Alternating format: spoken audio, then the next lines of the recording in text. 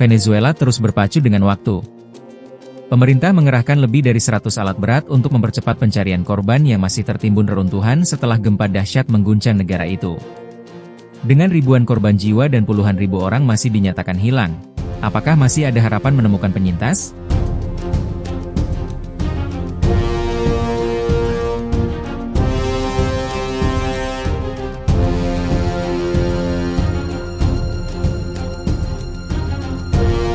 Rusia kembali menuduh Ukraina melancarkan serangan drone ke wilayahnya. Kali ini, sasaran yang diklaim terkena serangan adalah Museum Sejarah Militer Sambek Heights di wilayah Rostov. Dampak serangan tersebut menyebabkan 12 orang terluka, dengan 10 diantaranya harus menjalani perawatan di rumah sakit. Otoritas Rusia pun langsung membuka penyelidikan pidana untuk mengusut insiden tersebut. Menurut Gubernur Rostov Yuri Slyusar, drone menghantam bangunan utama museum yang menjadi pusat informasi dan pameran. Meski bangunan mengalami kerusakan, koleksi pameran dilaporkan tidak terdampak. Museum Sambek Heights sendiri merupakan situs bersejarah yang dibangun untuk mengenang keberhasilan pasukan Uni Soviet menembus pertahanan musuh di Sungai Mius pada tahun 1943, sehingga serangan ini dinilai memiliki makna simbolis di tengah konflik Rusia-Ukraina yang masih terus berlangsung.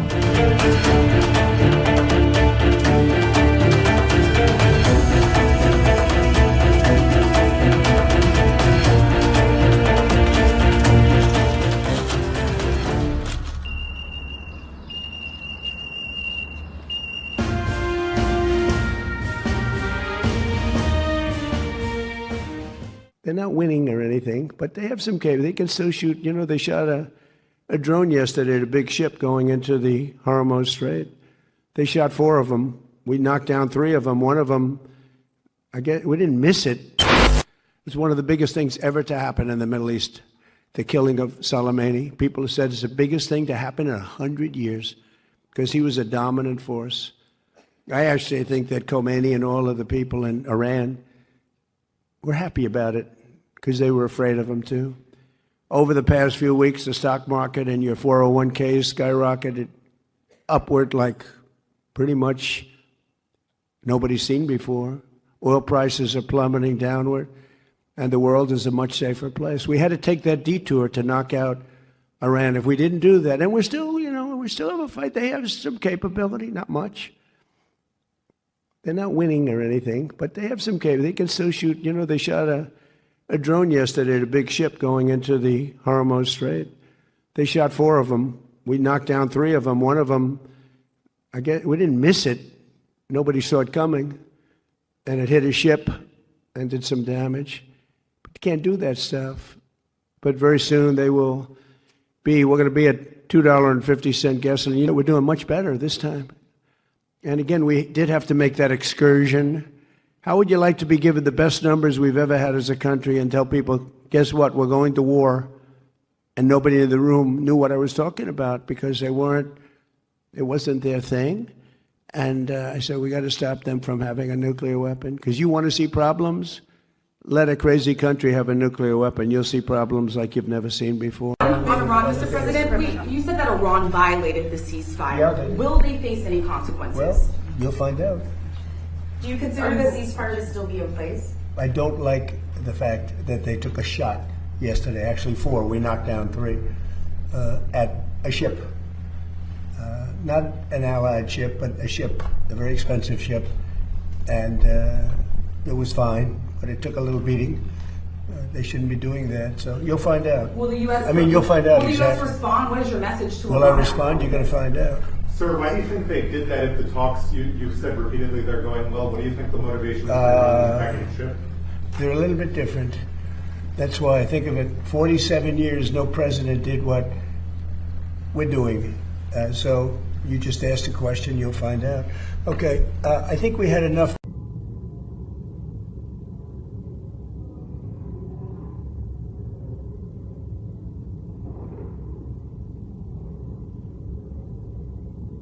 Hi.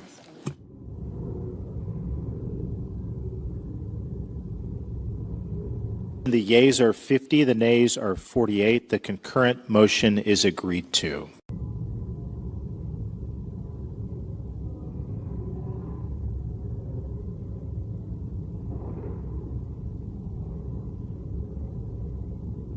Aye.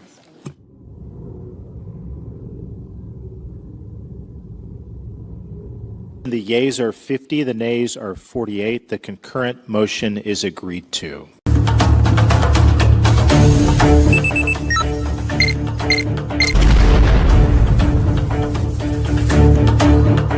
Gelombang serangan besar kembali mengguncang Ukraina. Rusia mengklaim berhasil menghancurkan pusat komando drone dan menyerang sejumlah fasilitas energi di beberapa wilayah, termasuk Kiev, Sumy, dan Chernigov.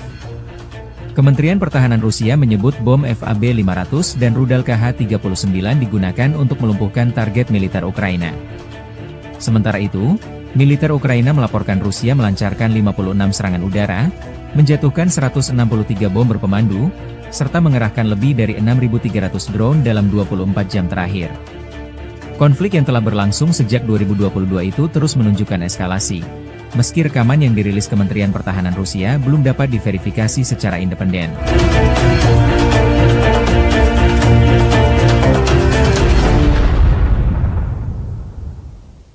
Pemirsa, Amerika Serikat dan Iran mencapai kesepakatan damai setelah kedua negara bertemu secara virtual pada hari Minggu.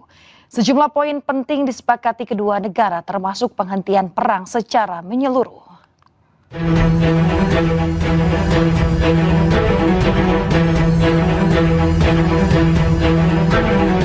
Amerika dan Iran telah sepakat berdamai meski baru bertemu secara virtual pada Minggu 14 Juni dan baru akan menandatangani kesepakatan pada Jumat 19 Juni di Swiss.